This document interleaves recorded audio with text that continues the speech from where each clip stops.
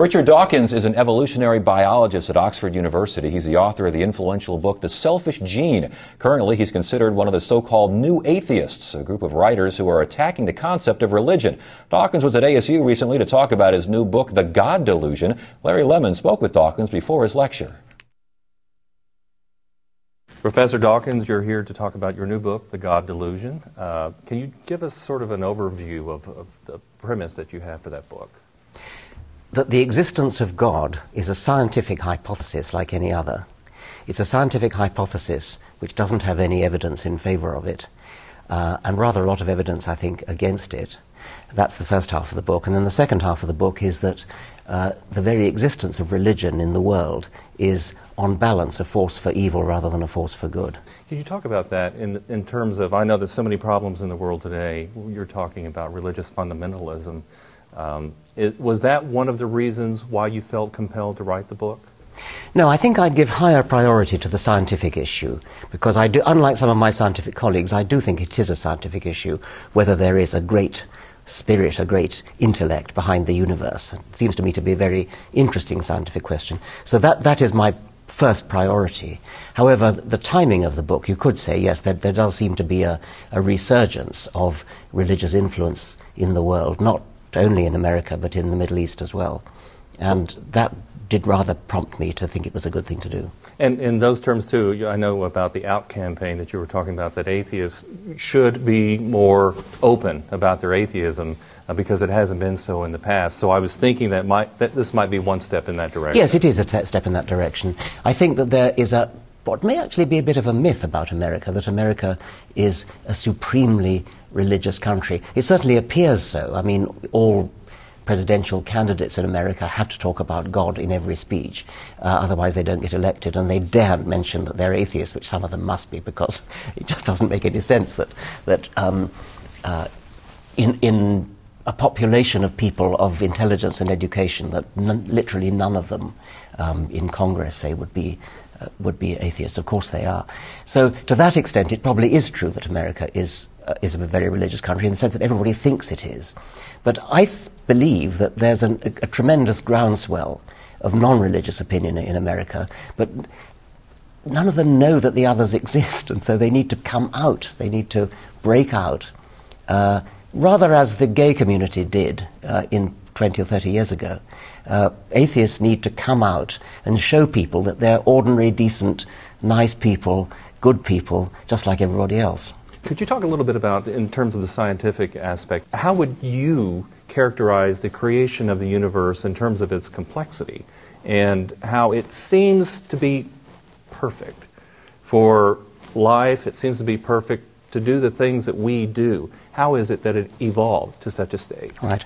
First of all, the complexity that impresses us most is biological complexity, and that we now understand, although that used to be always used to be thought of as an argument for the existence of a God. Ever since 1859 and the publication of Darwin's Origin of Species, we've known that that's not true. So the really big argument for a God as a designer was destroyed by Darwin. Now we're left with a possible physicist's argument. What produced the universe in the first place? Why are the physical constants, the constants of the universe, so apparently beautifully set up to give rise to life? It has been argued by physicists, among them Paul Davies, that if any of those constants were slightly different, then we wouldn't have the universe as we know it, and we wouldn't have life. Some people see that as an argument for a designer. I emphatically don't, because you haven't explained anything. I mean, if it's difficult enough to explain how those physical constants came into being, it's even harder to explain how something as complicated as a designer could come into being. So what we're looking for is the physicist's equivalent of a Darwin. Biology has had its Darwin, and biology is now essentially explained. Physics hasn't had its Darwin yet. So we have a gap in our understanding. But for a scientist, a gap is a challenge. It's something that we're trying to break into, trying to understand. And so I believe that those questions that we don't yet understand, many of them will be answered, including perhaps the origin of the physical constants. Even if they're not, however, even if there are some questions in physics that we shall never know the answer to, it emphatically doesn't mean that because scientists don't know the answer, theologians do. Well, I know that many people who are very religious will describe what you're describing as a kind of religion in itself. I mean, they're saying, well, this is my religion, this is what I believe, this is your theory, this is what you believe. Is science a religion? Could it be described as a religion? No, that's a very. I'm very familiar with what you're saying, and it's a very pernicious idea.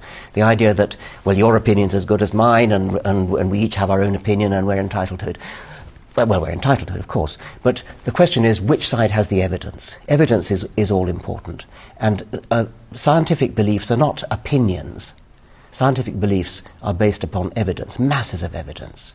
Huge quantities of evidence, all pointing in the same direction, whereas the religious beliefs that oppose them are not based on any evidence at all.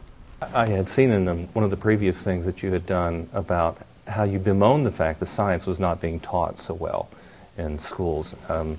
There wasn't an appreciation for scientific method or really what it was. Do you consider that to be one of the primary reasons why people might fall back? I know in certain communities in America they do.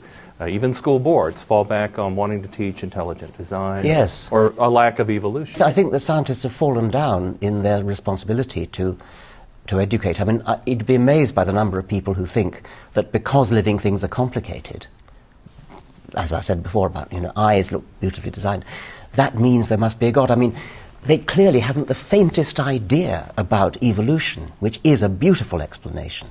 And I stress beautiful because not only is it correct, it also is so elegant, and a child who is deprived of the privilege of understanding where she comes from, why she's the way she is, why the whole of life is the way it is, that is such a privilege to be able to understand it. It's a privilege that's granted to anybody who lived after 1859, and we are in that category, of course. It's not a privilege that was granted to our medieval forebears. And they were very unfortunate not to have had that privilege. We are very fortunate to have it, and how very sad it is that so many children are not given it. They're deprived of it by bigoted religious interests that actually try to subvert the scientific education of children. Professor Dawkins, thanks so much for visiting Horizon. Thank you very much indeed.